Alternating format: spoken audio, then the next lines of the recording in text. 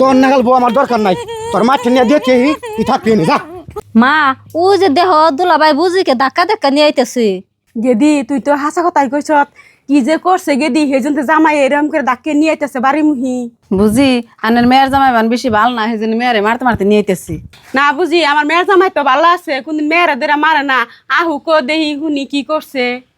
মা আপনি মেয়েরা ঘুরে নিয়েছি রেখে দেন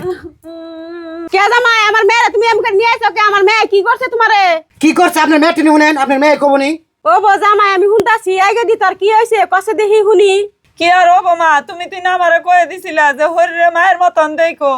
তোমারও যেমনে না করি ফরমাইশ দিলে হদা তোমনে আমার হরি আমারে কইছে বউ নও যাই খেতে গুছা গাই রাহি গে মুখে মুখে না করছি আমার হরি আমারে ক্যাস ক্যাস করছে সেজন্য তক্ক করছি দেখে তুঙ্গ জামাই আমারে মারতে মারতে নিয়ে আইছে ও